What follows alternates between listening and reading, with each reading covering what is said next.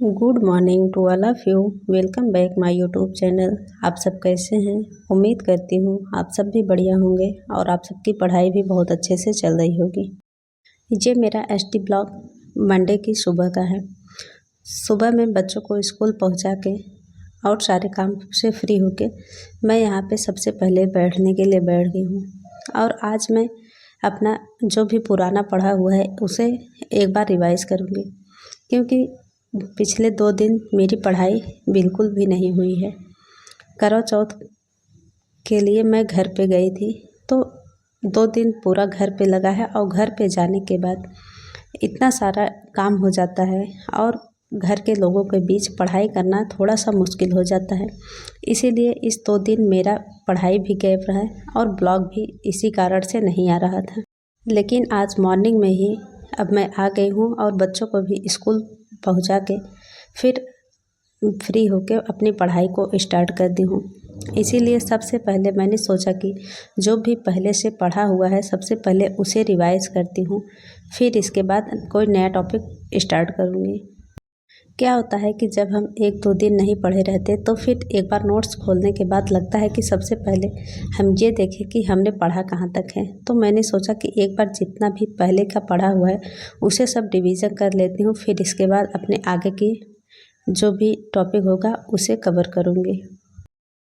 पढ़ाई ऐसी चीज़ है कि अगर इसमें लगातार हम पढ़ते रहें तब तो वो एक अलग रिदम बना रहता है, लेकिन अगर बीच में 1-2 दिन का गैप हो जाता है तो फिर थोड़ा सा माइंड डिस्टर्ब हो जाता है कि अब कहाँ से करें। लेकिन कुछ नहीं, हम हाउसवाइफ हैं और हमारे पास सारी जिम्मेदारियां हैं, तो हमारे साथ ऐसा तो होता ही रहेगा। लेकिन हमें बस जो भी टाइम मिल रहा है हमें उसमें अपना अच्छे से तैयार करना है। सुबह के टाइम 2 घंटे की पढ़ाई कंप्लीट हो गई थी और अब मैं चली गई बच्चों को स्कूल से लाने के लिए। जब बच्चे स्कूल से आते हैं तो फिर उसके बाद थोड़ा सा टाइम निकालना मुश्किल होता है, लेकिन फिर भी मैं उस बीच अपने नोट्स को कम पढ़ती हूँ और जो भी ऑनलाइन क्लासेस होती हैं उसे अटेम्प्ट करती हूँ। यहाँ पे मैं बच्चों का होमवर्क करवा रही हूँ। बच्चों का होमवर्क करवाने में भी लगभग 2 घंटे का टाइम चला ही जाता है, क्योंकि दोनों को एक साथ जब बैठाती हूँ होमवर्क कराने के लिए तो दोनों साथ में नहीं करते हैं, तो मुझे बारी बारी से करवाना पड़ता है। एक एक लोगों को बैठा के लगभग एक को होमवर्क करवाने में 1 घंटे का टाइम चला ही जाता है, जिसकी वजह से मेरे पास 12 से शाम 6 बजे तक का टाइम अपने लिए निकालना बहुत ज़्यादा मुश्किल होता है। और इसी बीच सबसे ज़्यादा प्रॉब्लम होती है लाइट की, क्योंकि मेरे यहाँ पता नहीं कौन सी प्रॉब्लम है कि 12 बजे के बाद से लेके शाम 6 बजे तक लाइट का बहुत ज़्यादा आना जाना लगा रहता है। और यहाँ पे शाम को जब लाइट नहीं आई काफ़ी टाइम तक तो फिर बच्चे खेल रहे थे, तो मैं बच्चों के साथ टाइम एंजॉय कर रही थी।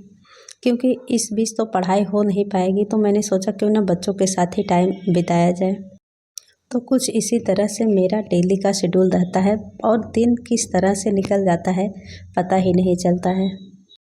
मॉर्निंग का टाइम जिस दिन अगर ख़राब हो गया तो फिर उस दिन का टाइम भी बहुत ही ख़राब जाता है।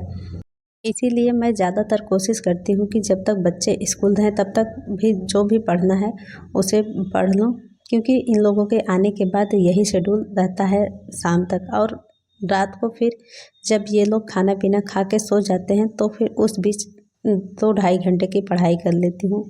लेकिन डेली का फिक्स नहीं रहता कि कितने घंटे पढ़ना है। जिस हिसाब से ये लोग सोते हैं, किसी दिन जल्दी भी सो जाते हैं लेकिन किसी दिन लेट भी सोते हैं, तो फिर उसके बाद मैं जितना टाइम मिलता है फिर उसमें अपना पढ़ाई करती हूँ। देखिए, बच्चों के साथ रह के हमें इसी तरह 1 घंटे आधे घंटे जो भी टाइम मिला है हमें उसी में ही पढ़ाई करनी होगी, क्योंकि अगर हम ये सोचें कि हमारे पास 2-3 घंटे लगातार टाइम मिले तो ये ऐसा पॉसिबल नहीं है। जो भी टाइम जैसे भी मिलता है उसी में अपने पढ़ाई को जारी रखना है। जहाँ पे रात का 9 बज रहा था और अब बच्चे खा पी के सो गए, तो मैंने सोचा कि एक बार फिर से थोड़ा सा पढ़ाई कर लूँ, फिर इसके बाद सोऊंगी। हालांकि इस टाइम ठंडियों का समय चल रहा है, तो ठंडी में थोड़ा सा सर्दी जुकाम की भी प्रॉब्लम है, जिसकी वजह से ज़्यादा डिस्टर्बेंस हो जाता है। तो मैंने यहाँ पे लगभग 1 घंटे की पढ़ाई कंप्लीट की, फिर इसके बाद सो गई थी। तो आज के लिए बस इतना ही।